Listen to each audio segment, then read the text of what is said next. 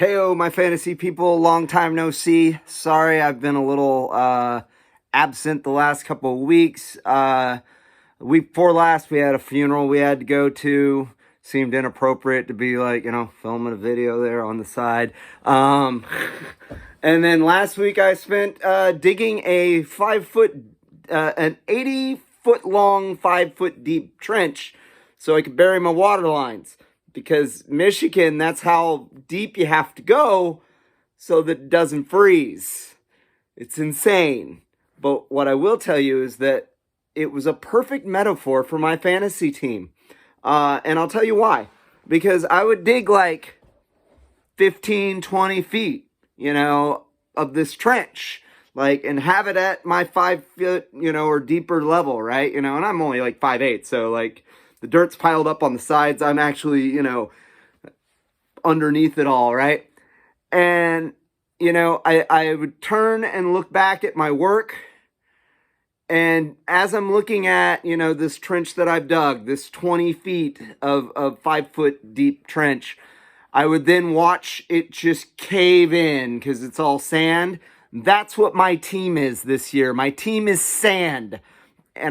Because every time I think I've got it together, 2 weeks ago, blew it out, right? Beat Trash Pandas, put up huge number, 164, almost 165, right? Following week, I barely break 90 points, right? Every time I think I got it, it caves in on me. And Calvin Ridley, I'm looking at you. You have been, I've been going back and forth all morning, and that's one reason why I'm late getting this video done. Debating over whether or not to bench Calvin Ridley. And the problem is, who am I benching him for? Am I benching him for Jacoby Myers, who has now become just as unpredictable? Am I benching him for Quentin Johnston, who's done nothing? I have to have a wide receiver, and I don't have one that I trust more than Calvin Ridley, sorry. I don't have one that I trust more than him, which is saying a lot because I don't trust him at all, right? So I think I'm going to play him. I don't know. I may change my mind last minute. We'll see. Right now, I am currently losing and projected to lose to Peyton's 5-head. And I have to also add this. Every game right now counts, right? There is not a single game this week that doesn't have playoff implications because we are all so packed in so tight. You got Bubba up there at the top at 8-2, and then you got Too Good For You, 0-10. Not gonna make the playoffs, but might knock somebody out of the playoffs if he can, pull off some upsets, right, here at the end of the season. Anybody he beats, he might be knocking them out of the playoffs. So literally every single game counts, right? Because most of us are sitting at there's a lot of us at 6-4. I think 4 teams at 6-4. 3 or 4 teams at 5-5, and a couple of teams at 4-6, and we still got a few games left, right? So these our playoff projections right now are completely in limbo. So, anyways, Peyton's 5-head got a huge game Thursday out of Joe Mixon. The ghost of Joe Mixon rises to put up a big 21 against my Duncan Disorderly. Man, again, my team, I literally don't know, what to make of them. Derrick Henry sucked last week. Calvin Ridley sucked last week. Jacoby Myers sucked last week. My team sucked last week. That's the theme here. It caved in on me again. Anyways, moving on. Too Good For You. Currently projected to upset Tiggle Bitties. We'll see if that works out. Tiggle Bitties kind of got let down on Thursday. Jamar Chase put up only 9 points, which if I could get 9 points out of Calvin Ridley, I'd be happy. Just saying. But you expect a lot more out of Jamar Chase. Of course, Burrow out for the season, so that's going to affect him long term. And then Mark Andrews put up a bit of a dud. So Tickle Bitties only got 13.5 points out of those 2 stud players. But he does have Dak Prescott, who's been playing lights out lately. Anyways, Too Good For You and his, roster of misfit toys. hoping to get his first win this week. Hoping to take down a playoff team sitting at 6-4. This loss could really hurt Tiggle Bitties.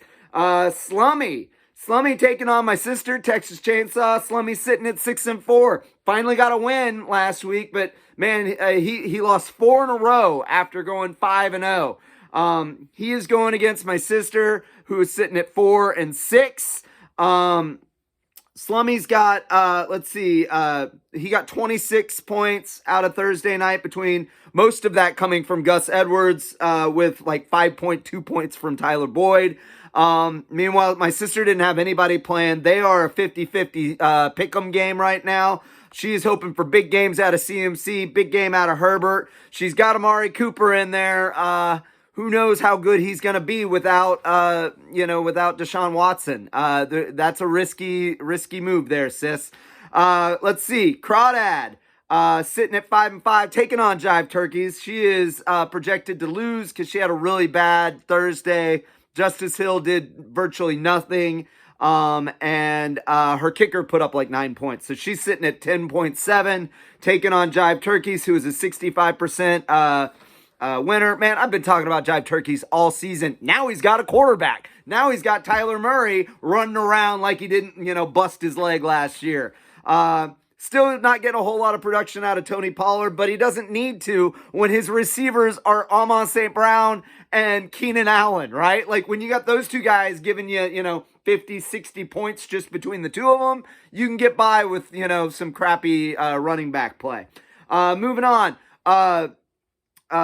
Georgia Peaches sitting at 5-5, taking on Trash Pandas. These are the last two teams I've played. Trash Pandas, I destroyed. It was my best game of the season. He had, a decent week, but man, all my guys went off. And then last week I played Georgia Peaches and none of my guys went off. So, I'm not bitter. I'm not bitter at all. I'm so bitter. I'm so very, very bitter. Anyways, right now Georgia Peaches is projected to win 52%. Both these guys didn't have anybody playing on Thursday. Georgia Peaches needs Travis Etienne to bounce back. He kicked my butt, and Travis Etienne didn't even do anything last week. He needs a big game out of Debo. He's got Kittle. He's got the San Francisco defense. Apparently, Georgia Peaches is a San Francisco team this year. And Trash Pandas, man, he's still waiting on Mahomes to come alive. He's got A.J. Brown, though. He's got Tank Dell. He's playing both Packers running backs, so we'll see how that works out for him. And last but not least, we got the Memphis Mains sitting at 5-5, taking on the Dangerous Knights sitting at 6-4. These are two teams fighting for those playoff positions, right? Memphis Mains is currently projected to lose, but they are up 46.5 to 11 against Dangerous Knights. And he had he got a big showing out of Odell Beckham Jr., got 15 points out of him, got almost 24 points out of Lamar Jackson, so he's bouncing back a little bit.